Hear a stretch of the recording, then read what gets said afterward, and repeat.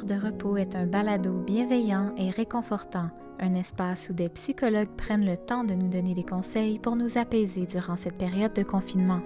Mon nom est Marie-Claude Frenette, je suis l'hôte de cette tribune où l'on discute le plus en douceur possible de la préservation de notre précieuse santé mentale.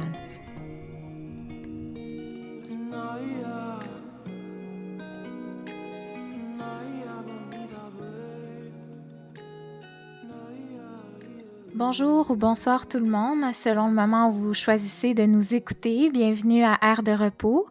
On peut dire qu'il s'agit d'un épisode spécial puisqu'il a été mis en ligne le 10 mai, soit la dernière journée de la Semaine nationale de la santé mentale. Et je voulais clore cette semaine importante en beauté avec un sujet essentiel à la gestion de notre santé mentale, soit les émotions.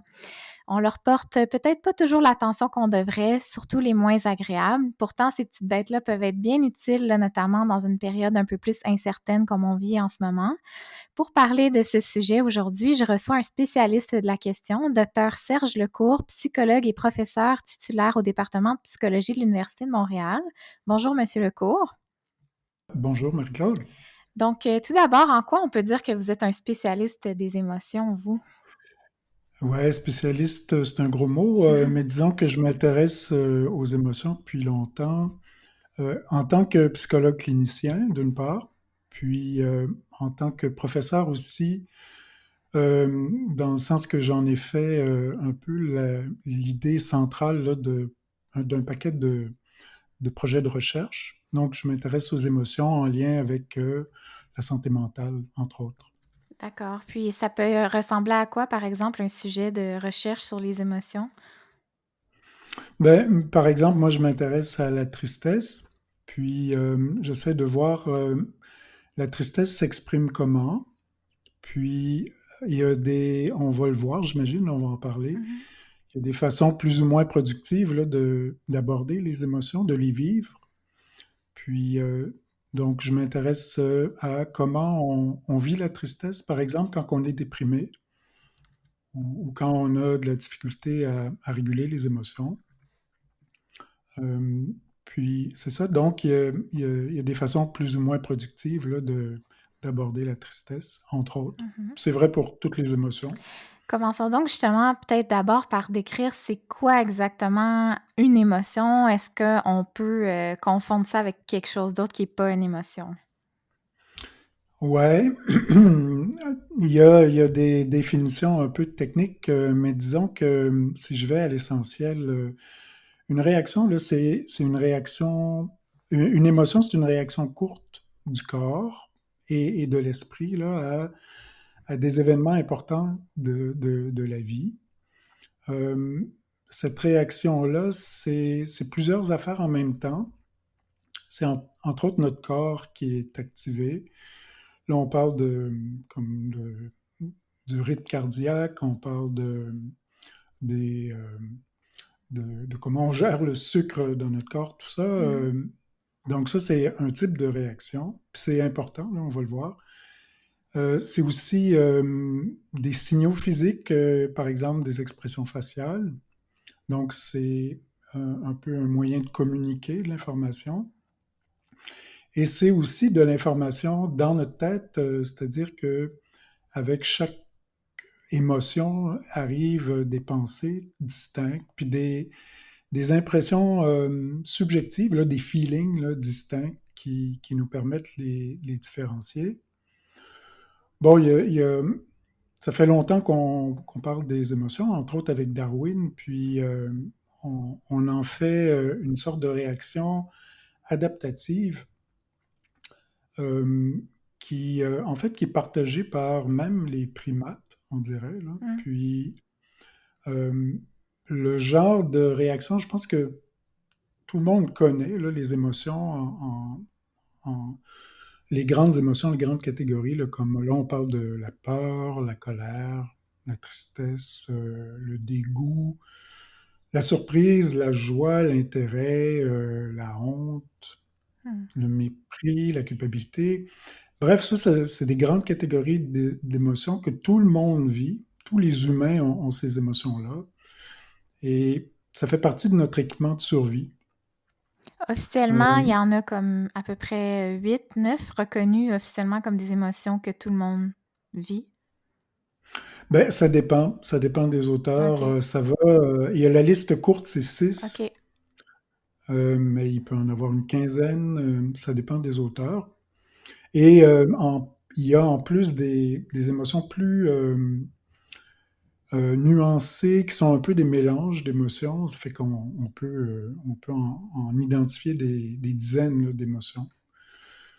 Donc, ce sont des petits raccourcis que l'évolution a forgés en nous et ça nous permet de réagir rapidement à des événements importants, comme si il y a une menace autour de nous, ben, on va être rapidement activé pour faire face à cette menace-là. Notre corps va être prêt à se sauver, par exemple. Et dans notre tête, ben, on va se concentrer sur la source du problème, puis on ne va pas penser à autre chose. Tout ça pour nous aider là, à survivre, là, à rencontrer là, les grands problèmes que l'humanité a rencontrés là, depuis des milliers, des millions d'années peut-être même. Donc, il y a peut-être des nouvelles sortes d'émotions qui se sont développées au fil du temps qui n'existaient pas au début de l'humanité, peut-être. Ben, ça, il y en a toujours eu. Avec les différentes cultures, il y a des émotions disons, qui sont inventées là, par différentes cultures, qui sont partagées par des groupes, qui sont en fait des émotions complexes. Et vraiment, dans plein de cultures, il y a des travaux d'anthropologues là, qui vont dans des coins reculés puis qui trouvent des catégories d'émotions que nous, on ne connaît pas. Là. Hmm. Donc, il y a une partie innée, si on veut, mais il y a une partie construite là, par la culture. OK. Puis, est-ce que on peut se mélanger dans qu'est-ce qui est une émotion ou pas? Tu sais, je sais que vous parliez dans vos recherches peut-être que les sentiments, c'était pas tout à fait la même chose qu'une émotion. Ouais. Et là, on pourrait discuter pendant des heures là, des définitions, mais disons que les émotions, c'est les affaires que j'ai décrites là, parce que c'est vraiment important. Donc, il y a des réactions physiologiques, il y a une expression faciale, puis il y a quelque chose qui se passe dans la tête qui est très particulier. Et c'est différent de... On pourrait dire que le sentiment, par exemple, c'est ce qui se passe dans la tête quand on a une émotion. OK. Donc, c'est une partie de l'expérience émotionnelle, là. OK. Ce qui vient dans les pensées après la réaction physique? Donc, dans les pensées, mais dans les impressions subjectives, qu'est-ce qu'on perçoit comme qualité d'expérience? C'est dur à décrire, là, mais on parle de qu'est-ce que ça goûte une émotion, là, subjectivement. Parce que chaque émotion goûte différemment, là. Mhm. Tu sais, quand on est triste, on se sent down, on voit noir. Subjectivement, c'est très différent de la colère, par exemple. Donc, il y a cette expérience subjective-là, mais il y a des pensées aussi qui viennent avec. Donc, le sentiment, c'est les deux. Des émotions, c'est différent aussi des humeurs. Quand on parle d'humeur, habituellement, on parle d'une expérience qui est plus longue, qui est plus diffuse. On ne sait pas trop comment ça commence souvent, puis ça peut durer des heures, des jours, des années même. Hmm. Comme on pense à des humeurs dépressives, par exemple. Des gens peuvent être dépressifs pendant des années, alors que s- la tristesse, c'est habituellement de courte durée. C'est une réaction à une perte qu'on est capable d'identifier et ça dure aussi longtemps qu'on est pris avec la perte. Euh, Puis on le sait, quand on est triste, on le sait qu'on a perdu quelque chose, puis euh, donc la tristesse vient nous aider là, pour gérer la perte.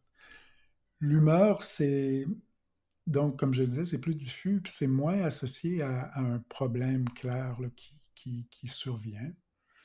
Euh, et ben, ce qui m'amène à dire justement que faut faire la différence entre des émotions qu'on dit vraiment adaptatives, puis des expériences qui sont pas vraiment des émotions, mais qu'on associe facilement aux émotions, comme par exemple le stress, l'anxiété. Euh, bon, habituellement, on considère ça un peu comme des expériences émotionnelles, mais c'est plus compliqué qu'une émotion. Une émotion, c'est clairement adaptatif, là, ça nous aide, alors que avoir de l'anxiété, faire de l'anxiété, avoir un trouble anxieux, c'est pas utile pour notre adaptation. De la même façon, la différence entre être dépressif puis être triste, encore, être triste, c'est bon pour nous, être déprimé, ce l'est pas. C'est une façon d'être triste qui est compliquée par toutes sortes d'affaires. Par exemple, on peut se juger d'être triste, on peut s'en vouloir, puis ça fait en sorte que la tristesse devient compliquée, elle devient comme, elle se dégrade en quelque chose d'autre qui est comme une sorte de maladie de la tristesse, là. On peut dire la même chose de la violence. La violence, c'est pas de la colère. Ok, de la colère, c'est utile, ça nous aide comme à régler des problèmes comme un obstacle. Il y a quelque chose qui arrive qui nous menace, puis il faut se défendre. Mais la colère, c'est bon pour nous. Mais c'est pas de la violence. La violence, c'est encore une sorte de dégradation de la colère. C'est une façon euh, pas utile, disons, d'être en colère. C'est pas adaptatif. Euh, donc, c'est important de faire cette distinction-là parce que le message que je vais proposer, c'est que les émotions, c'est bon pour nous, mais c'est facile de dire, ouais, mais être stressé, c'est pas bon pour nous. C'est vrai. Mais être stressé, c'est pas une émotion. Être déprimé, c'est pas une émotion. Puis être violent non plus, là. Puis Donc ça, c'est une distinction qui est importante à faire, là. OK. Puis maintenant qu'on a un peu mieux ciblé c'était quoi une émotion, puis la distinction avec, d'autres états, émotionnels, vous en avez un peu parlé là, que les émotions, ça servait notamment à notre survie, puis c'est pour ça qu'elles se sont développées, mais en tant qu'être humain, de 2020, à quoi ça nous sert, nos émotions? Mais ça sert à la même chose, hein. Si on n'avait pas les émotions, on serait, comment je pourrais dire, des êtres sans action. Tu sais, on ne serait pas très motivé à faire des choses. On ne serait pas mobilisé quand il se passe quelque chose. Par exemple, je parlais d'une menace tantôt. Imaginez, là, vous traversez la rue, puis il y a un autobus qui s'en vient vers vous, puis euh, c'est sûr que vous pouvez analyser la situation d'une façon très rationnelle, puis dire, ah, il y a un autobus qui s'en vient, c'est dangereux, tout ça. Mais si on faisait ça tout le temps, ben, on serait mort. Puis, c'est pour ça que les émotions, c'est, comme je disais tantôt, c'est des raccourcis. On n'a pas besoin de penser. On réagit, puis on est prêt à l'action. Et parce que c'est notre corps qui est activé, on ne peut pas rester insensible à ce qui se passe. On ne peut pas rester euh, neutre. Puis ça ne peut pas rester juste dans notre tête. Et c'est en fait pour ça qu'on a survécu comme espèce là, à travers toutes ces années, Ouais. à cause de cet avantage-là des émotions. C'est comme une bougie d'allumage là, pour l'action, dans le fond, un peu. Tout à fait. Puis vraiment, il y a plein de gens qui disent sans émotion, on ferait rien. Tu sais, on serait pas forcé à faire quelque chose. Et c'est pour ça souvent que les émotions, surtout qu'on dit négatives, elles font mal, elles sont désagréables. C'est une façon justement de nous pousser puis de nous faire changer, tu sais, nous faire résoudre un problème qui est devant nous. Parce que si on ne sentait pas le désagréable, on ne serait pas motivé à changer les choses. Ouais. C'est un peu ce que je m'en allais vous demander justement. En ce moment, on vit beaucoup d'incertitudes. Il y a toutes sortes d'émotions qui peuvent émerger en confinement. Est-ce qu'on, tu sais, on parle beaucoup de ça va bien aller puis tout ça. Est-ce qu'on doit privilégier les émotions dites positives plutôt que les émotions plus négatives qui nous créent de la douleur ou de l'inconfort? Ouais, ça c'est une grosse question. Puis en fait, si j'avais une réponse courte à faire, ce serait ben c'est les deux. Comment je peux dire les émotions, c'est donc c'est une façon de nous mobiliser. Euh, Aujourd'hui, en confinement, on peut vivre toutes sortes d'émotions négatives. Et par exemple, on peut être inquiet, puis avec de très bonnes raisons. Tu sais, est-ce qu'on va rester en santé? Est-ce que nos proches vont rester en santé? Est-ce que on va se relever de tout ce qui se passe au niveau économique, etc. Et ce sont des craintes valides, c'est des craintes justifiées, et c'est normal d'être activé pour résoudre les problèmes autour de nous là, qui ont rapport à ces craintes-là. Euh, il y a aussi des émotions positives, je n'ai pas eu l'occasion d'en parler tout à l'heure, euh, qui sont elles aussi utiles là, pour résoudre des problèmes, mais disons des beaux problèmes, là, comme apprendre, être curieux. Il y a des émotions comme l'intérêt, comme être en lien, puis profiter des liens avec les autres. Il y a des émotions comme la joie qui sont impliquées. Euh, et encore, tout ça, c'est bon pour nous, c'est bon pour l'adaptation, puis c'est bon pour notre santé. Euh, donc, on pose la question, est-ce que c'est mieux d'être dans les émotions positives ou négatives? Encore, je vous dirais les deux, Mhm. parce qu'il y a des problèmes à gérer. Euh, et idéalement, ce serait bien d'être toujours dans les émotions positives, mais c'est pas réaliste. Quand il y a des choses à faire, quand il y a des choses quand on a des comportements à changer, euh, et encore, c'est la peur qui nous motive à respecter, par exemple, les, euh, Les les règles, règles ouais. de distanciation, tout ça, parce qu'on a peur pour notre santé, puis pour la santé des autres, puis c'est normal.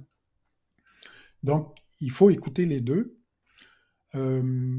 mais, mais d'une façon flexible, si on veut, hein. Ouais. C'est une réponse un peu courte. Il y aurait plein de choses à dire, Oui, mais peut-être qu'on va avoir l'occasion de... oui, de le réaborder avec Ouais, c'est d'autres ça. sujets un peu, mais peut-être revenir un peu sur comment on a su prouver avec la science que, par exemple, autant les émotions positives que négatives avaient des effets genre bénéfiques pour notre corps ou pour notre vie. Comment on a fait ça comment on a étudié ça pour que ça devienne tangible dans le fond? Ben vraiment de plein de façons, hein. Ça fait, disons, peut-être 50, 60 ans là, qu'on s'intéresse dans la recherche là, aux émotions. Les émotions ont été le parent pauvre là, de la psychologie pendant longtemps. Euh, on avait souvent l'impression que les émotions étaient dans les jambes d'une pensée claire et rationnelle et d'un bon jugement, puis on s'aperçoit aujourd'hui que c'est pas le cas. Hmm. Euh, mais disons que depuis les années 60, on s'intéresse à l'expression faciale, par exemple, des émotions. Et il y a des chercheurs qui ont fait des travaux vraiment très importants dans le domaine. Je pense à Paul Ekman, puis je vais reparler de lui parce que c'est un bonhomme important qui a un peu démontré que les émotions étaient universelles par l'expression faciale. Donc, les émotions sont des signaux. Ils sont des signaux pour les autres par l'expression faciale. Et c'est des signaux qui sont compris par tout le monde. C'est assez universel. Il est même allé dans des endroits reculés du globe, là, puis il a identifié les mêmes expressions faciales. Ah oui. Oui, donc ça c'est un pan de recherche là, qui est très important. Je disais tantôt que les émotions positives sont bonnes pour nous. Euh, elles sont elles nous aident à avoir une pensée créative, par exemple, puis il y a des recherches qui l'ont démontré. Elles nous aident à absorber les événements plus stressants. Et il y a des chercheurs qui ont montré ça, que, par exemple, de vivre des émotions positives, ça nous aide à récupérer des états de stress, Hmm. des états physiologiques de stress. Euh, donc, il y a plein de recherches qui le démontrent, puis c'est vraiment pas contesté. Ouais. Puis je dirais qu'il y a de la recherche très pointue sur toutes les émotions qu'on dit négatives. Puis en fait, on dit émotions négatives pas parce qu'elles sont pas bonnes pour nous, là, comme, tu sais, je vais redire ça Ouais, souvent. peut-être changer le terme que j'ai utilisé Ouais, c'est pour ça. autre chose. Non, mais c'est un terme que tout le monde utilise, même en psychologie. Le négatif veut dire que c'est désagréable, là, Hmm. mais ça veut pas dire que c'est pas utile. Ouais. Donc, la, la tristesse, par exemple, il y a plein de recherches sur la tristesse qui montrent que ça aide la mémoire, ça aide à avoir une vision plus réaliste des choses, ça aide à être plus tolérant aux émotions puis aux pensées. Puis tout ça, c'est des ingrédients qui sont très importants pour faire un deuil, par exemple. Hmm. Donc, la tristesse est utile quand on est dans une situation de perte, puis qu'il faut faire un deuil. Donc, en ce sens, on pourrait dire aux gens que peu importe les émotions qu'ils ressentent, elles sont toutes valables, puis il faut les ressentir bien comme il faut parce qu'elles ont une utilité, dans le fond. Oui, c'est ça. Elles ont une fonction adaptative, même si des fois c'est difficile à voir, tu sais, surtout pour les émotions dites négatives. Euh, mais je pense qu'on va avoir le temps de déployer un petit peu cette idée-là. Elles sont des signaux, je vous disais, des signaux pour les autres par l'expression faciale, mais c'est aussi un signal à l'intérieur de nous.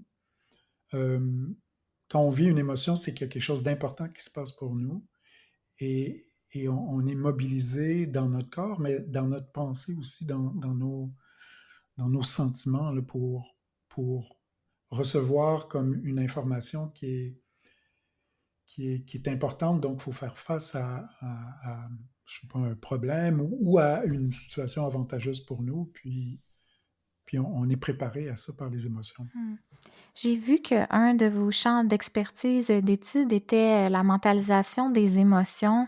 Qu'est-ce que c'est exactement? Puis justement, est-ce que ça peut nous aider là, à mieux comprendre nos émotions?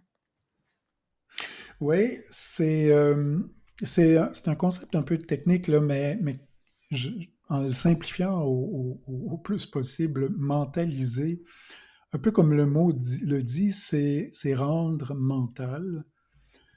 Ça fait un peu drôle de dire ça, mais quand on y pense, les émotions, en fait, au cœur des émotions, c'est le corps. Tu sais, c'est notre corps qui s'anime, puis nous, ben, on est facilement en contact avec toutes sortes de sensations.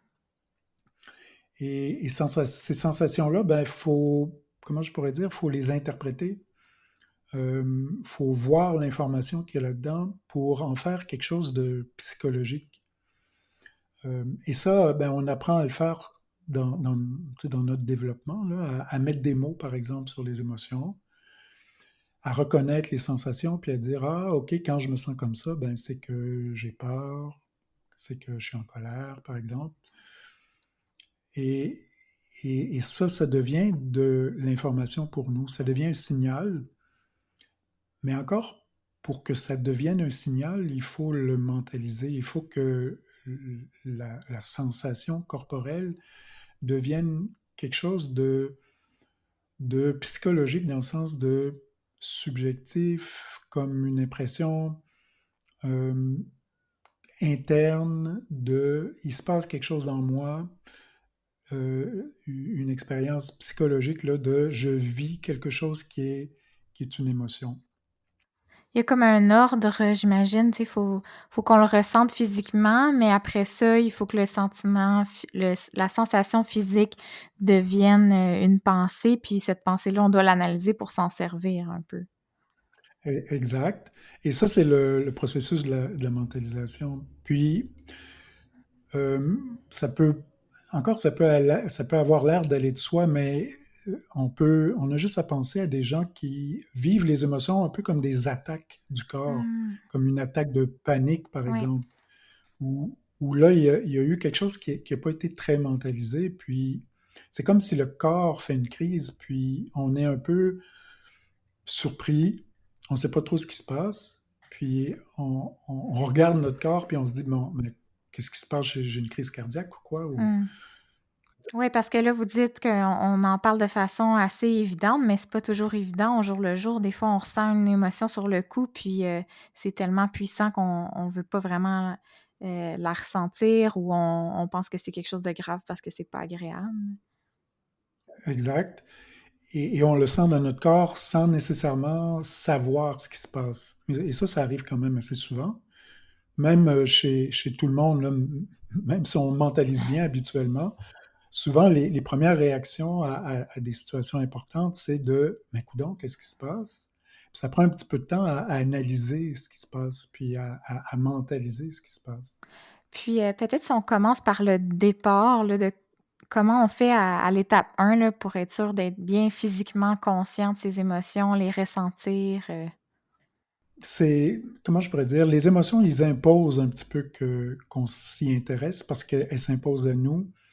Euh, donc, euh, c'est sûr que on reçoit le message, au moins du corps, là, qu'il y a une émotion.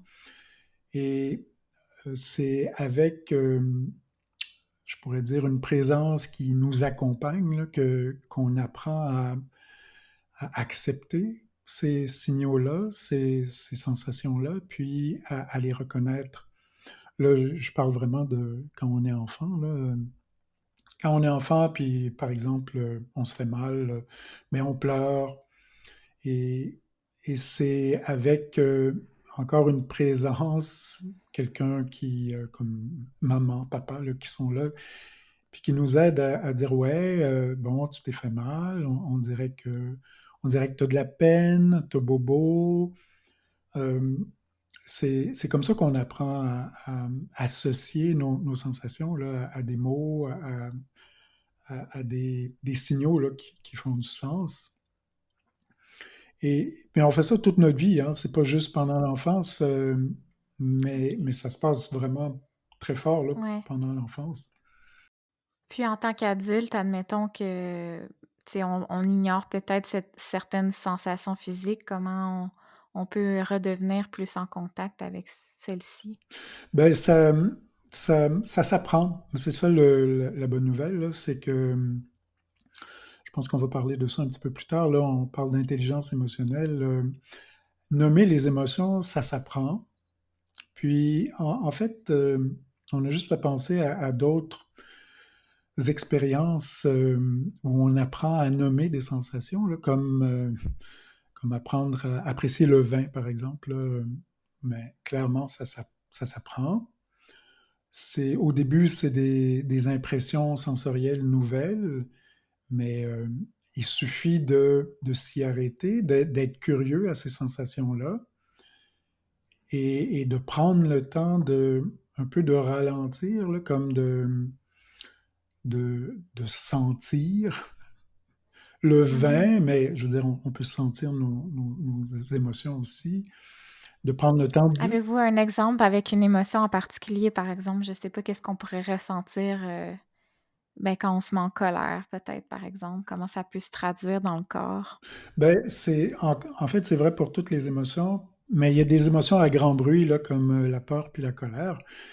Puis, justement, on peut, tu sais, dans une conversation, tout d'un coup, commencer à se sentir tendu, à, à sentir que il y a, je sais pas, quelque chose vaguement là, qui nous crée un malaise. Encore, on n'est pas nécessairement certain de ce qui se passe, mais on est certain du malaise. Puis, il suffit de, après coup, par exemple, rester dans le malaise, puis essayer de faire un peu la séquence là, des événements, puis comme ça, on arrive à départager dans le malaise qu'est-ce qui a pu déclencher ça. Puis là, on peut s'apercevoir, par exemple, que la personne nous a dit quelque chose qui a été un peu, qui a fait preuve un peu de manque de respect, donc on a réagi à ça. Donc on s'est senti pas respecté. Et ça peut nous amener justement à dire, ben, finalement, ça m'a fâché, là, ce qui s'est passé. Et pour faire tout ça, ben, il faut rester dans l'expérience. C'est un peu comme encore découvrir le vin, il faut garder le vin dans la bouche un petit peu, ben, il faut garder nos émotions dans notre bouche un petit peu, puis être curieux, puis essayer de départager les différentes sensations, d'où ça vient, quand est-ce que ça a commencé, comment c'est différent des autres affaires que je vis, c'est comment dans mon Mm. corps. Et tout ça, ça finit par faire du sens, là. On peut s'entraîner, hein, comme apprendre à identifier des vins rouges, tout ça. On, on apprend à identifier des différentes émotions négatives, positives, tout ça. Ça s'apprend, là. C'est là qu'on les mentalise bien, entre guillemets, puis là, elles sont bien intégrées, dans le fond. Oui, puis vraiment, plus on le fait, plus on se donne l'occasion de le faire, plus on le fait, puis plus on devient meilleur à le faire, là. OK. Est-ce qu'il y a des exercices précis qui existent qu'on peut faire pour développer ça? Ben, il y en a, il y a plein de ressources là, qu'on peut utiliser pour nous aider à faire ce genre de travail, d'essayer de nommer les émotions. Il existe par exemple des applications là, qu'on peut utiliser. Moi, j'ai en tête là, une application qui a été développée par un groupe qui travaille sur l'intelligence émotionnelle. On peut le trouver là, sur les sites. Là. Ça s'appelle Mood Meter. Et Ah, c'est bien fait. Là. Ça nous aide à articuler, par exemple, le bon mot, à trouver le bon mot pour dire comment on se sent. Essayer de trouver c'est quoi les causes de ça, qu'est-ce que je peux faire avec ça maintenant. Il y a d'autres ressources, par exemple, vous pouvez aller sur le site de le fameux monsieur Paul Ekman. Il y a un atlas des émotions qu'on peut consulter, qui est très bien fait, là, qui est très intéressant, où là aussi OK. on explore les grandes familles d'émotions, puis on arrive à différencier parmi comme des formes, par exemple, de colère, des formes de peur, des formes de tristesse, d'où ça vient, qu'est-ce que ça crée comme réaction chez nous. Donc, il y a moyen de s'éduquer aux émotions par ces applications-là, par des bons bouquins aussi. Puis, si jamais on vient de loin, que on a eu un passé assez pauvre là, en exposition aux émotions, ben, on peut l'apprendre accompagné de quelqu'un là, par la psychothérapie, par exemple. Ouais, ouais, c'est une des façons en consultant un psychologue là, que Tout à fait. on peut tracer le chemin à nouveau de notre éducation émotionnelle. Mais justement, tout le processus que vous venez de nous expliquer, le ressentir ces émotions, les intégrer, les mentaliser, est-ce que c'est ça qu'on appelle avoir une intelligence émotionnelle? Ouais, ben, c'est, disons, le summum de l'intelligence émotionnelle. C'est, on pourrait dire, une bonne mentalisation, euh, mais plus particulièrement, par exemple, pour les gens qui travaillent sur l'intelligence émotionnelle, c'est utiliser, ça peut être la mentalisation, pour réguler les émotions. Être bon à réguler les émotions pour résoudre des problèmes émotionnels.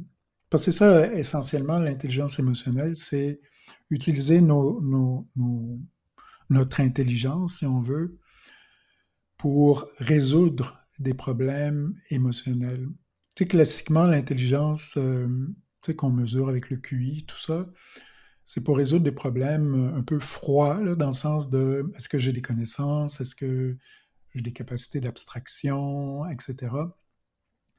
L'intelligence Mhm. émotionnelle, c'est cette intelligence-là, mais qui est appliquée à des problèmes émotionnels, surtout des problèmes relationnels, là, où les émotions sont impliquées. Et ça comprend la capacité justement à identifier les émotions. Disons, c'est la base. Ça comprend aussi une sorte de théorie des émotions dans le sens de est-ce qu'on comprend les émotions, à quoi ça sert, d'où ça vient, c'est quoi les causes, c'est quoi les résultats, comment ça modifie nos pensées, par exemple, ça nous amène à faire quoi comme comportement. Et maintenant qu'on sait tout ça, est-ce qu'on est capable d'utiliser les émotions pour mieux vivre dans nos relations, au travail, à l'école, tout ça. Donc, ça, c'est vraiment le summum là, qui est de bien réguler les émotions. Ouais. Vous avez parlé aussi au début que, exemple, un état dépressif prolongé, c'était pas nécessairement une émotion, tu sais, c'est plus comme une genre de tristesse qui dure longtemps. Est-ce qu'avoir une bonne intelligence émotionnelle, ça nous permet justement de garder un équilibre de notre santé mentale qui nous permet de pas aller vers ces plus gros problèmes émotionnels-là? Oui, justement, parce que ce qui arrive souvent avec des cas de tristesse compliquée, comme je le disais tantôt, là, c'est une façon un peu trop simplifiée de parler de dépression, mais disons que c'est ça. Euh, Quelqu'un qui est intelligent émotionnellement va écouter la tristesse. Ok, il va l'identifier, puis il va pas la Mhm. juger. C'est comme il va essayer de savoir, bon, ok, pourquoi je me sens comme ça, d'où ça vient. Par exemple, quelqu'un qui a perdu son emploi. Ok, donc, je suis triste. Euh, ok. Maintenant, qu'est-ce que je peux faire avec ça? Comment ça peut m'aider à résoudre le problème, par exemple, de perdre mon emploi? Et sans se taper sur la tête, parce que c'est ça qui arrive souvent. Quand on est triste puis on tolère pas d'être triste, on se tape sur la tête et ça nous amène vers des états plus dépressifs. La dépression, en fait, Mhm. c'est souvent ça, hein, c'est plus de nous qui saillissons, on se méprise, on saillit. C'est plus ça que de la tristesse. Donc, quelqu'un qui est intelligent Ouais. émotionnellement est capable de respecter la tristesse et de l'utiliser pour justement euh, se guérir de la peine d'avoir comme perdu son emploi, puis de se motiver à chercher un autre emploi, par exemple. Euh, c'est ça, être intelligent émotionnellement. Si on laisse la tristesse flotter, tu sais, comme en fond de notre expérience, qu'on n'essaie pas de régler le problème qui est en arrière de la tristesse, mais ça amène des problèmes qui sont associés aux émotions négatives. Souvent, c'est des émotions négatives qui se prolongent inutilement. Ouais. Ouais. Donc, c'est ça qu'il faut essayer d'éviter le plus possible en étant conscient de ce qui se passe en dedans de Tout nous. à fait, tout à fait. Parfait. Et écoutez, on approche pas mal la moitié de l'épisode. Normalement, à chaque moitié d'épisode du balado, il y a un interlude musical pour nous apaiser. Mais cette semaine, à l'occasion de la Semaine nationale de la santé mentale, on fait un petit spécial. David Goudreau, qui est poète, travailleur social et romancier, et aussi porte-parole du mouvement Santé mentale Québec, a accepté de nous laisser diffuser un extrait audio durant lequel il va nous lire un de ses textes, toujours très songés. Puis, seulement pour que vous sachiez, le mouvement Santé mentale Québec, c'est un regroupement québécois voué spécifiquement à la promotion et la prévention en santé mentale. Je vous invite d'ailleurs à visiter leur site web dont l'adresse se retrouve sur la page du balado. Le mouvement offre une panoplie là, de ressources très intéressantes. Puis vous allez également trouver sur la page du balado d'autres liens vers des ressources psychologiques pour les gens qui nous écoutent, là, qui vivraient des moments plus difficiles. Alors voilà, on prend une pause et on vous revient avec l'entrevue avec Dr Lecourt juste après. Sans plus tarder, nous écoutons David Goudreau. Comment tu vas? Pour vrai, ça va? Moi, pour être honnête, je commence à être un peu anxieux, là. Je suis en train d'apprendre à mes enfants à survivre en mangeant sur du coup du plafond. Mais bon, confiné, je prends mes responsabilités, je prends ça un jour à la fois, puis ça va bien aller. Les arcs-en-ciel, puis tout, je veux y croire. Si t'es un soignant, une soignante, quelqu'un qui fait partie des services essentiels, peu importe lesquels, je te dis merci. Du fond du cœur, merci d'être là. Sinon, j'imagine que t'es quelqu'un de responsable comme moi, confiné chez vous, avec ton cotonnelle, tes cannes de bine. Tu te dis, j'ai juste à barrer la porte et ma santé est protégée. Mais non, c'est C'est pas si simple que ça, tu sais. Parce que ta santé physique, c'est juste la moitié de ta santé. Faut prendre soin de nos cœurs et de nos têtes. Il suffit pas d'isoler nos corps. Du même élan, on doit prendre l'habitude de se laver les mains et d'exprimer nos émotions, de se tousser dans le coude et d'entretenir notre réseau social en utilisant mieux les réseaux sociopathes.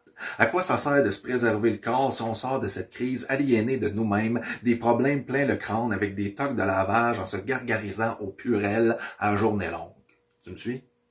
Tendre vers une bonne santé mentale, c'est bon pour tout le monde, même pour toi. Comprends-tu que tu peux avoir une maladie mentale, mais être en bonne santé mentale quand même? Comme tu peux avoir aucun diagnostic, mais être en très mauvaise santé mentale. Je te fais un parallèle.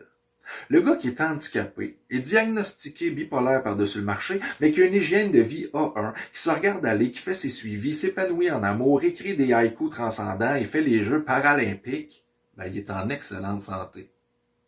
Puis son voisin, qui a pas vu de médecin depuis l'époque des saignées, qui boit puis qui fume comme un cochon, qui se couche à pas d'heure puis qui fait de la mycose des ongles sur les dents, ben, il a peut-être pas de diagnostic, mais il est pas en bonne santé. Tu comprends? Au Mouvement Santé Mentale Québec, dont je suis le fier porte-parole, on veut faire la promo d'une bonne santé mentale pour tout le monde. Pas se barrer au curatif ou aux manchettes sensationnalistes. Surtout ces temps-ci où l'équilibre de tout le monde se voit précarisé. Tout le monde est concerné. Hein? C'est pas juste une question d'homéopathie, du chakra, du 8e reiki, de je sais pas quoi. Là. L'idée, c'est pas d'être ésotérique. Au contraire, c'est de prendre soin de soi au quotidien de façon extrêmement simple et efficace. Si tu as de la médication à prendre, prends-la. Si tu sors de dépression, mais qu'il te reste des doses à prendre, va jusqu'au fond du pot, mon chum, parce que c'est pas Céline Galipo qui va te remonter le moral à soir. Oh no! Puis si t'es du genre paranoïaque, psychose et délire de persécution, évite donc Internet pour une couple de jours, tu sais. Les sites conspirationnistes, ils seront encore là dans 2 mois, rien ne presse. Ces jours-ci, tu risques de partir sur une page de pangolin pour te retrouver avec des vidéos de reptiliens qui sniffent des chemtrails sur le dos d'un Illuminati du Parti républicain de la planète Saturne. Tu veux pas ça, puis je te parle même pas des théories de notre voisin Donald. Laisse ton ordi fermé. Ou ouvre-le pour aller visiter êtrebiendansa-tête.ca, notre site, où tu trouves 7 astuces pour se recharger, avec des pistes de réflexion pour agir, ressentir, s'accepter, se ressourcer, choisir, créer et entretenir ses liens. C'est pas rien. Plein d'outils pour tout le monde, des individus au milieu de travail en passant par les organismes.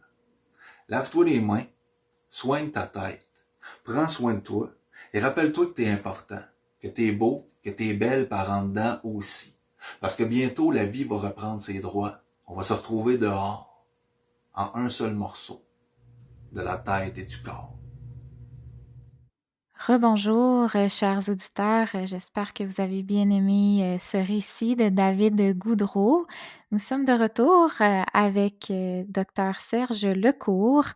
On a beaucoup parlé de la façon de bien intégrer ses émotions, comment en fait on peut traduire ça en intelligence émotionnelle qui se développe. Mais justement, on a parlé un peu de la définition de l'intelligence émotionnelle, mais est-ce que, M. Lecourt, peut nous dire peut-être un peu plus justement comment ça naît, ça, une intelligence émotionnelle? Comment au fil de notre vie, on apprend à la muscler de plus en plus? C'est un long entraînement là, que tout le monde suit à des degrés divers d'efficacité peut-être, mais disons que, étant donné, comme je le disais tout à l'heure, on ne peut pas s'empêcher de vivre des émotions. Ça commence très tôt. Euh, dans la recherche, on parle de socialisation des émotions. C'est que très tôt dans notre vie, nos parents nous apprennent à- à gérer les émotions, bon, en commençant par les identifier. Mais je dirais que la base des émotions, c'est un parent qui entend les signaux, comme qui est capable de reconnaître l'émotion chez son enfant, euh, puis qui est capable d'y réagir là, d'une façon à aider l'enfant à gérer ce qui se passe. Par exemple, un enfant qui est en colère, ben, un parent entend la colère comme un signal qu'il y a quelque chose qui ne fait pas l'affaire à l'enfant, puis va agir pour que le problème soit résolu. C'est un parent qui accepte que l'enfant vive des émotions. Et ça aide l'enfant à accepter lui-même ou elle-même là, qu'il ou elle a des émotions. Ça aide l'enfant à tolérer ses émotions. Et il y a tout ce qu'on a dit tout à l'heure, donc le parent qui aide l'enfant à nommer ce qui se passe. Ouais, c'est ça, on dirait que t'es triste, on dirait que t'es fâché, hein. Et Mhm. L'importance de le nommer, pas juste le consoler, exemple. ben, ça prend les deux, parce que un parent qui dit ah, t'es fâché, mais qui est juste qui dit ça un peu comme pour juger, Ouais. c'est pas très, très utile, même si les mots sont bons, l'intention, elle est pas très favorable, puis l'enfant va le sentir, puis il va se dire, ah, c'est dangereux d'être fâché.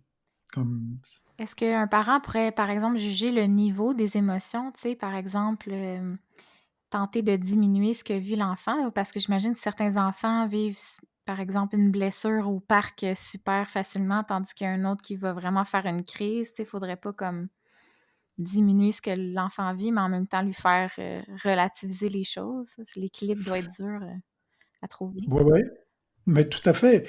Si l'enfant vit une émotion forte, puis qu'il n'y a pas de problème à régler, comme tu sais, l'enfant est tombé, s'est fait mal, on peut le consoler évidemment, mais une fois que l'enfant est pris, tu sais, on a pris soin de l'enfant, ben, euh, c'est une bonne stratégie d'aider l'enfant à penser à autre chose. OK. Tu sais, on peut l'aider à se distraire de cette émotion-là. Puis, dans le fond, l'intelligence émotionnelle, ça part beaucoup de l'éducation, si je comprends bien. Est-ce qu'il y a une forme qui est quand même innée dans l'intelligence émotionnelle? Si vous avez dit que ça fait un peu partie de notre ADN, je ne sais pas si ça revient un peu à ça. Mais l'émotion fait partie de l'ADN. L'intelligence émotionnelle, il y a peut-être une controverse, là. Il y a des gens qui disent que puis là, je parle des auteurs qui ont pas mal développé là, le concept d'intelligence émotionnelle. Eux, ils disent que ça s'apprend. Ok, c'est des habiletés, ça s'apprend. Mhm. Euh, puis ils ont montré que c'était le cas. Il y a des programmes d'intelligence émotionnelle à l'école qui donnent des résultats qu'on peut documenter, là. Mhm. Mais il y a beaucoup de gens qui disent que, ben, il y en a qui apprennent plus facilement, peut-être, parce que ils ont dans leur tempérament euh, plus de stabilité émotionnelle. Tu sais, il y en a qui ont des tempéraments où les émotions, ça devient vite intense, Mhm. alors qu'il y en a qui sont capables de garder des niveaux d'intensité pas trop élevés. Il y en a qui ont plus de contrôle sur l'expression des émotions. OK. Il y en a qui ont moins de contrôle. Euh, Est-ce que c'est une généralisation ou un stéréotype de dire que les femmes, par exemple, pourraient ressentir plus les émotions que les hommes? Est-ce qu'il y a des différences entre les sexes? bon, ça c'est un domaine assez encore plus controversé, je Ah dirais. oui, je vous amène direct dans les controverses, là, mais on vous pouvez Oui, c'est apporter ça. les nuances qu'il faut. Mais comment je pourrais dire? Oui, il y a des différences. De toute évidence, il y a des différences entre les hommes et les femmes, euh, mais c'est une grosse généralisation. Puis, je pense que la recherche dirait que c'est surtout dû au fait que les hommes et les femmes, les garçons et les filles, là, sont socialisés différemment. Hmm. Et il- ce serait vraiment, Ça se connecte un peu à la théorie sur le fait que c'est quelque chose qui s'apprend, dans le fond. c'est quelque chose qui s'apprend. Puis, il y a des messages qui sont envoyés aux enfants. Les gars, ça pleure pas. Hmm. OK? Tu sais, bon, encore, c'est pas vrai pour tous les gars, c'est pas vrai pour tous les hommes, heureusement, mais c'est suffisamment vrai pour qu'il y ait il y a des personnes qui fassent de la recherche là-dessus, puis qui parlent d'une sorte de difficulté à nommer les émotions chez les hommes qui est pas pathologique, là, mais qui est présente. Surtout les émotions vulnérables, les émotions qui sont autour de la tristesse, de la honte, et des émotions autour de l'attachement, là, comme de la tendresse, tout ça.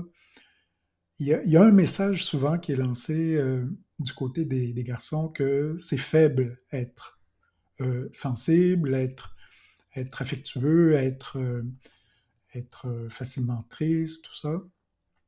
Donc, ça encourage que les garçons soient tough, qu'ils soient comme dans la compétition, puis pas trop proches de leurs émotions.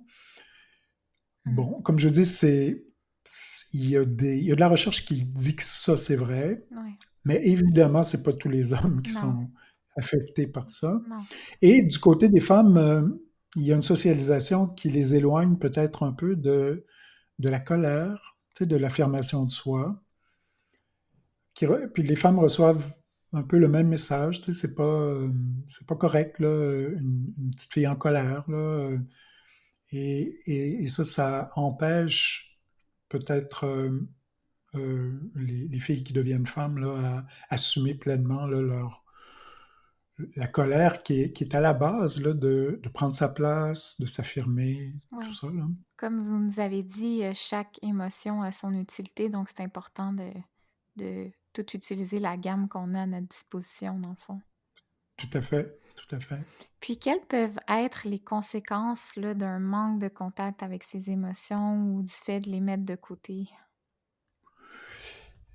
Il y a pas mal de recherches là-dessus, puis on, on a parlé de régulation des émotions, puis une des façons, disons, les moins productives là, de réguler les émotions, c'est un peu de les bloquer, comme de mettre un couvercle là, sur les émotions.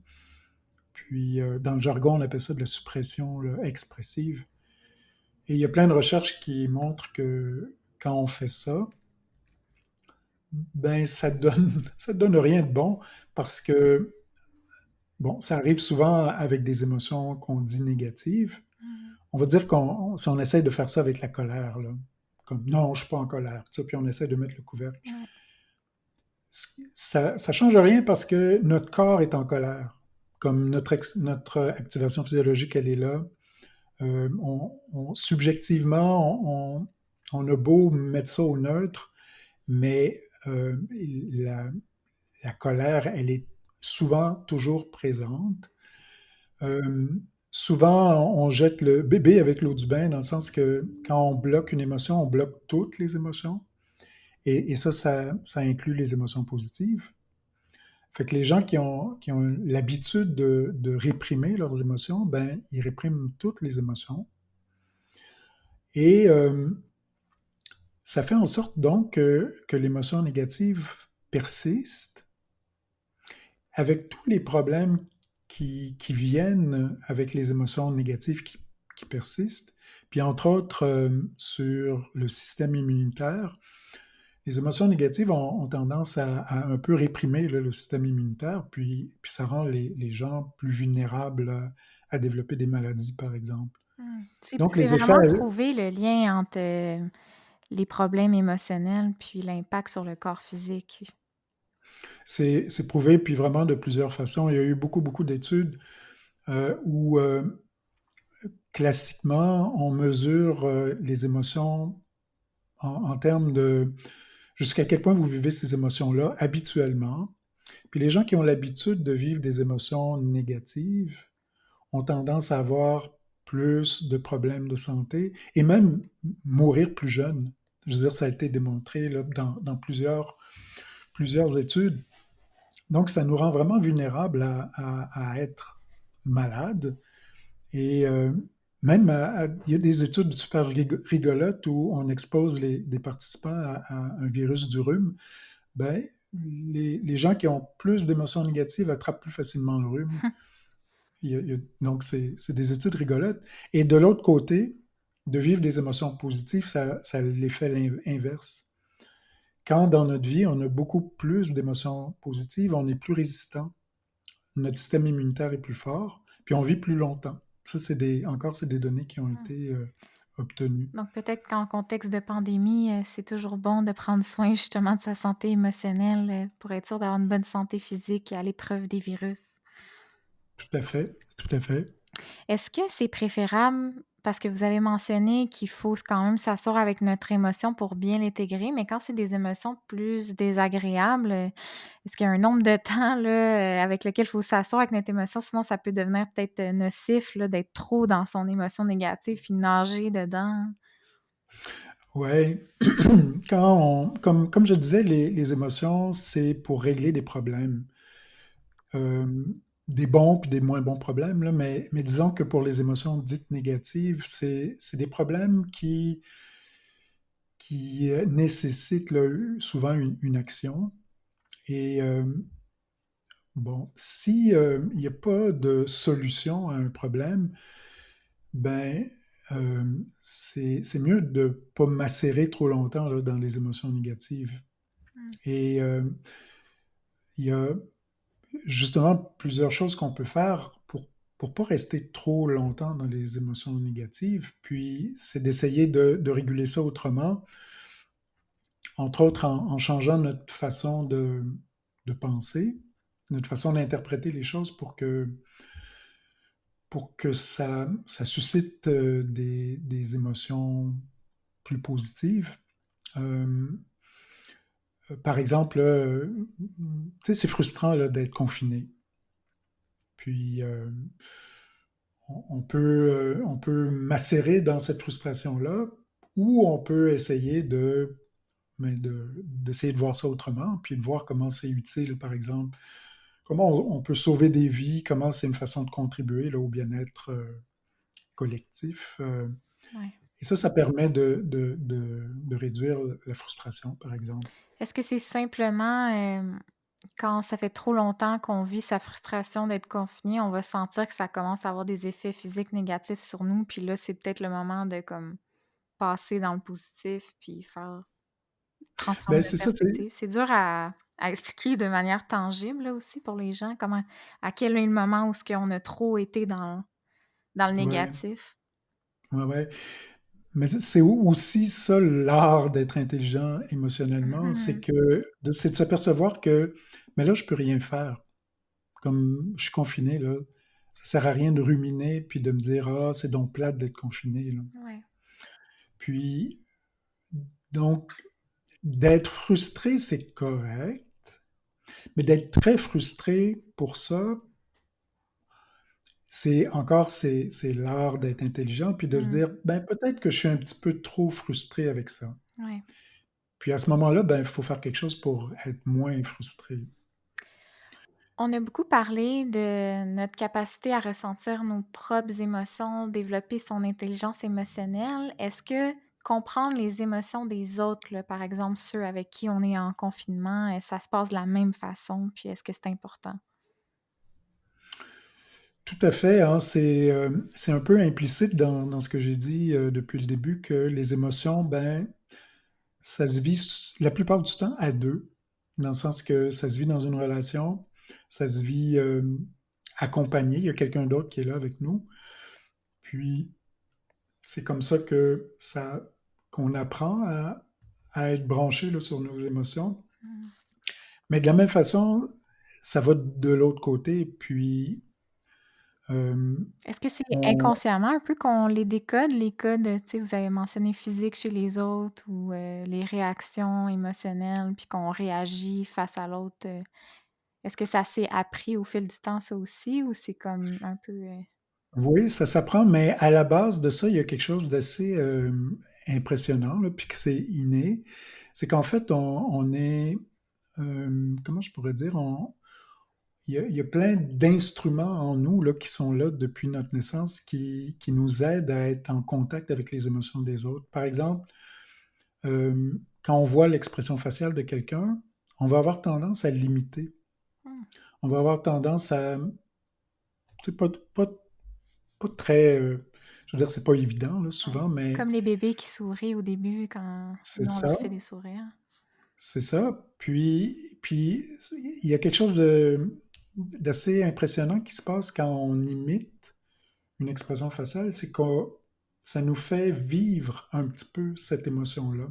Ah, C'est une découverte de notre monsieur Ekman, là, qui est mon super-héros des émotions, qui a vu que il suffit comment je pourrais dire, de mimer une expression faciale pour que on vive l'activation physiologique de cette émotion-là, puis aussi comme l'impression subjective de cette émotion-là. OK. Autrement dit, si je vous dis fais telle expression faciale on va dire de peur, ben vous allez commencer à avoir peur. Hmm, Vous. Donc, intéressant. quand on voit les gens, on les imite un petit peu, on sent l'émotion, et c'est une façon très incarnée là, de savoir ce que les autres Ouais. sentent, comment les autres se sentent. Et, et c'est là encore, si on est à l'aise avec nos émotions, ben, on est plus ouvert aux émotions des autres. Ouais. Si on n'est pas à l'aise, par exemple, avec la colère, ben, on va avoir de la misère à reconnaître la colère chez les autres, puis à l'accepter aussi. Hmm. Euh, donc, il y a cette boucle qui part de l'autre qui nous reflète nos émotions et qui finit par être nous, qu'on on vit l'émotion de l'autre, on y goûte pour être empathique, si on veut, là, à l'émotion des autres. Ouais, c'est ce que je m'en allais demander, si c'est ça qui crée dans le fond l'empathie, comme un peu le fait qu'on ressente l'émotion de l'autre. Oui, ben c'est une partie de l'empathie. C'est qu'on est capable de goûter ce que l'autre vit en nous-mêmes, puis de se mettre à la place de l'autre comme ça. Puis dans tous les modèles là, d'intelligence émotionnelle, de mentalisation, c'est encore là aussi, c'est implicite que c'est bien d'être capable d'être branché sur nos émotions, mais c'est aussi très important et très utile de reconnaître les émotions chez les autres, puis d'arriver à réguler les émotions des autres. Ouais. C'est fascinant quand même. Puis c'est ça qui permet, j'imagine, qu'on vit bien en société un peu, qu'il y ait un Tout à équilibre. fait. Tout à fait, tout à fait. C'est ce qui nous permet d'être comme à l'aise avec nos enfants, par exemple, tu sais, comme d'être capable d'être euh, utile pour eux, puis de survivre nous-mêmes à ce qui se passe.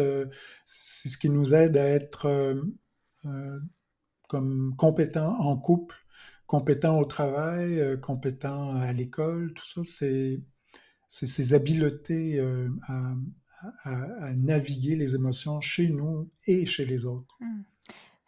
Peut-être que les émotions devraient être plus valorisées dans notre société. Est-ce que vous pensez qu'en Amérique du Nord, elles n'ont pas une place de choix, par exemple, peut-être comparativement à ailleurs dans le monde?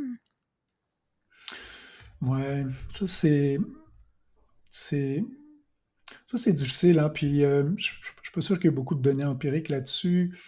À savoir, par exemple, est-ce que ici au Québec, là, c'est plus ou moins valorisé qu'ailleurs? Hmm.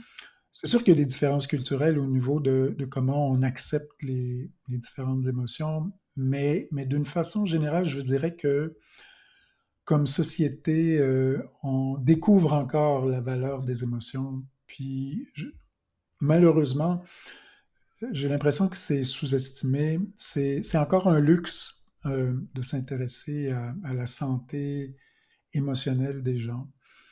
On est comme société un petit peu trop préoccupé par quand ça fait mal, là. Tu sais, quand l'émotion est rendue une maladie. Et même là, c'est difficile d'offrir des soins à tous les gens qui en ont besoin. Là, je parle de la santé mentale, là. Mais je vous dirais encore que, tu sais, je suis sûr qu'il y en a qui vont réagir par un podcast comme ça, comme ouais, ouais, ouais, ouais, tu sais, les émotions, tout ça, c'est pour les sensibles, là. Tu sais, c'est un luxe. Et, et c'est, comment je pourrais dire, c'est dur d'imaginer combien c'est important la santé émotionnelle, comment c'est essentiel dans notre vie pour régler des problèmes, mais pour vivre une vie agréable, une vie qui vaut la peine d'être vécue aussi. On a surtout mis l'accent là, sur gérer les problèmes, mais euh, tu sais, les bons moments de la vie, là, mais c'est des émotions aussi. Tu sais, ce qui rend vraiment la vie agréable, là, tu sais, les bons moments avec nos proches. Oui, quand on est hyper joyeuse, c'est provoqué par les émotions aussi. C'est Exact. tout en lien.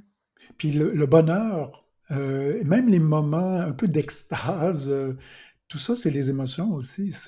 Donc, les moments extrêmement bons, c'est des émotions.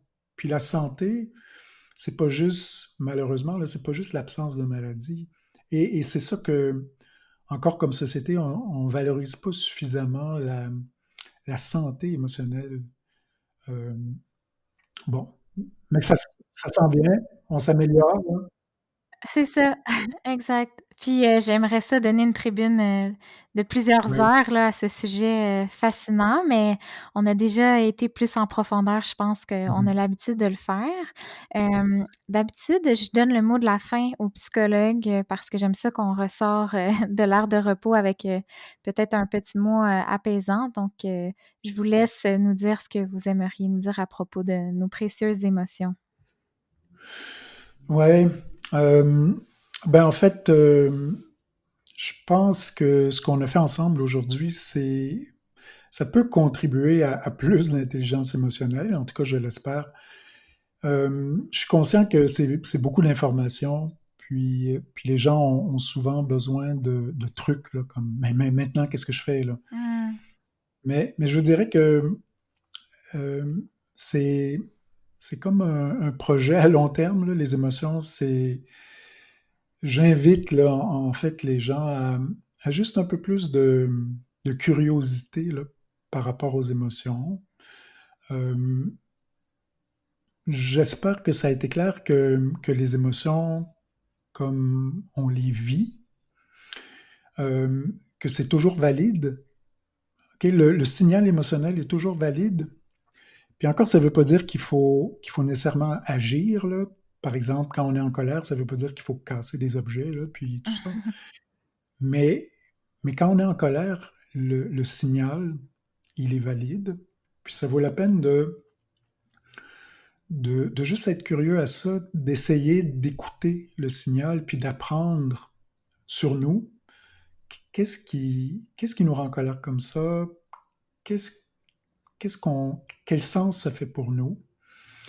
Donc, en fait, c'est ça. S'il y avait quelque chose à retenir, c'est que de notre discussion aujourd'hui, c'est ça, c'est que les émotions, c'est utile et ça nous aide à avoir une meilleure vie quand on les garde avec nous, quand on les écoute, Ouais, quand on les accueille, là. ouais. Bien, merci beaucoup, Monsieur Lecourt, pour tous vos conseils. Merci pour votre présence au balado. Ben, de rien, ça me fait plaisir. J'en profite également pour vous remercier justement toutes les personnes qui sont à l'écoute. J'espère que vous sortez de notre heure de repos avec un peu plus de sérénité, un peu plus de contact avec vos émotions. N'hésitez pas à partager cet épisode à des gens qui vous croyez pourraient en bénéficier. Si vous avez des commentaires ou des suggestions, vous pouvez aller consulter la page Facebook, Instagram ou encore YouTube du balado. Il y a également un courriel auquel vous pouvez nous envoyer vos commentaires ou questions. C'est aire de repos balado à commercial-gmail.com. Courage tout le monde. Rappelez-vous que nous sommes tous ensemble dans cette situation et si le besoin se fait sentir, vous êtes toujours bienvenus à venir prendre une pause dans cette aire de repos.